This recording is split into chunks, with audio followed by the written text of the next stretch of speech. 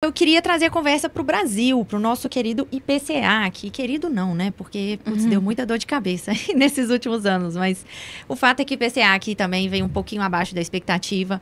Mostrou uma desaceleração marginal. A inflação de 12 meses, ela diminuiu, né? E de forma parecida com os Estados Unidos, a nossa bolsa aqui também subiu, antecipando aí previsões para o nosso corte de Selic por aqui. Então, mais uma rodada aqui. Queria saber a leitura de vocês sobre o nosso IPCA, se a história dos núcleos foi parecida com os Estados Unidos ou não. Quem começa? Isso aí eu deixo falar isso. Ela que está olhando a fundo esses números aí. Bem, vou começar e aí depois a gente distribui. A minha leitura foi positiva do dado de IPCA. Naturalmente ele ainda está alto, a gente tocou a banda superior da meta, né, que já é uma alegria, mas assim, ele ainda de fato é muito alto, mas a tendência tem mostrado alguns sinais positivos realmente de desaceleração. Então a parte de alimentos, achei que foi bastante positiva, e aí se a gente pegar na verdade o IGP, que saiu um dia antes, que é um antecedente, porque ele é o de atacado, e em algum momento isso bate no IPCA, né, ele mostra justamente isso, alimentos caindo, né, energia caindo, então a minha leitura é de que isso deve continuar vindo para baixo, né, esses itens. Os serviços continuam altos. Eu sempre falo que os Estados Unidos está mais ou menos uns 12 meses atrás da gente, né? O que eles estão tendo esse problema de serviço, a gente já teve o ano passado todo e a gente tem visto uma volta agora realmente desse serviço. O que tem pesado na parte de serviços subjacentes, que é das formas do BC olhar, né, esse dado, é a alimentação fora de casa. Ainda tá alta. Esse mês desceu um pouquinho em relação ao mês anterior, mas ainda está alta. E isso é muito importante, porque, né, naturalmente, a alimentação, então a pessoa que voltou aí para o trabalho, tudo, ela está sendo impactada e diretamente ali com esse setor, né, com essa linha do IPCA. Então, assim, a minha impressão foi positiva para o IPCA. Eu acho que, de fato, você pode ter uma abertura técnica aqui para você falar em corte de juros e não política, se você tem mesmo uma desaceleração do IPCA, que é o que a gente estava esperando, e eu acho que é isso que o mercado comemorou. No dia seguinte foi um pouco disso e mais lá fora, na minha opinião. Mas a primeira leitura do IPCA, acho que sim, foi positiva. O mercado acho que está esperando alguma parte técnica para o BC amolecer um pouco o tom e você, de fato, poder ver um corte de juros antes ali do final do ano, né? Ou em alguma reunião das próximas 2, 3 reuniões ali. E essa seria um dos sinais técnicos, né? Esse seria um dos sinais. Os núcleos vieram bem, então. A média dos núcleos, o Banco Central tem 4 núcleos, né? Que é a forma com que ele gosta de olhar aqui no Brasil. A média desses núcleos, ela veio abaixo da média dos núcleos históricos desde 2008. Então, se você pegar todos os meses de março desde 2008, colocar essa média e o último dado de ontem, dessa semana, né, do IPCA, você vai ver que a gente está abaixo. Isso é um fator relevante, né? Porque você considera também sazonalidade do mês. Então, sim, é mais positivo. É que o nível ainda não é confortável, né? Essa é a discussão agora. Você se agarra nessa fagulha técnica que você está tendo agora para amolecer o tom, ainda não, né? Como a gente fala, a própria ideia de olhar os núcleos é o quê? É não reagir precocemente às coisas, né? Então, se você tem um dado, ele não deveria ser suficiente, né? Até quando a gente olha a sazonalidade, a gente sempre olha em janelas móveis de 3 meses, né? Então, nunca um só costuma ser suficiente para você, de fato, mudar ali o tom de política monetária, mudar a perspectiva para frente. Então, ao contrário dos Estados Unidos, nossos núcleos foram melhor do que a inflação cheia. É correto isso? É correto falar isso? Isso. Até porque aqui a volta da cobrança de PIS e COFINS... a remuneração, né? Mesmo que seja uma remuneração parcial, o PIS e COFINS não voltou com a alíquota cheia sobre os combustíveis, apesar de já estar doendo no bolso, né?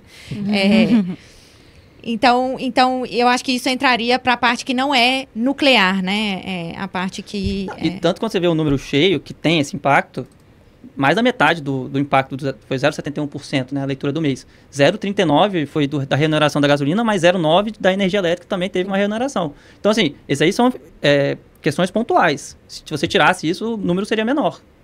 Então, e uma questão pontual relativamente boa, né, porque ela vai pegar e casar com o que a gente precisa de receita do fiscal. Sim. Né? Então, em tese, você compra essa troca, né? Não, tudo bem, vamos ter um print mais alto aqui de inflação, mas vamos segurar o fiscal aqui para ter mais algum dinheirinho no caixa. Mas mesmo com esse print mais alto, você teve uma inflação que veio menor do que o esperado e teve todas as outras questões, né, adjacentes no número. Então, assim, parece, no primeiro momento, que dá essa aberturinha lá para o seu Campos Neto pensar na possibilidade. Não sei. Quem sou eu para falar sobre Campos Neto, né? Mas aí eu pergunto. Sabia. Eu ia perguntar, mas nem precisou. Essa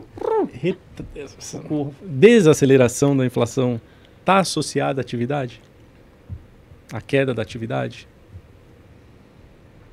Isso seria uma coisa positiva, essa queda? Ou seria algo que indicaria potenciais lucros menores das Sim. empresas? Na minha opinião, sim.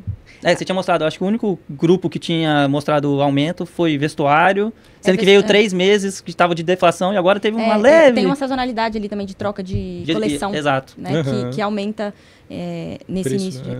E as coleções, e agora troca justamente as coleções de verão que saem e entram as coleções de inverno, que tem um ticket maior, Exato. né? Então, você tem que desconsiderar isso, né, quando você...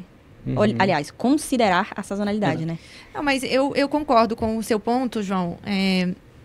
Assim, na minha leitura aqui setorial, Laís, João são mais especialistas no macro, mas a gente vê no varejo uma economia doméstica que está sofrendo já desde o final do ano passado. Uhum. Então, a gente vê uma retração, uma recessão em vários subsetores do varejo. Então, assim, vestuário é um que já começou a ter queda de volume há alguns meses já. Varejo de material de construção nem fala, né? Então, eu acho que tem alguns setores, assim, e arrisco dizer que se a gente pegar a nossa economia doméstica, a gente tem falado muito sobre isso aqui, a gente já estaria em recessão, se a gente tirasse o efeito das exportações da conta do PIB.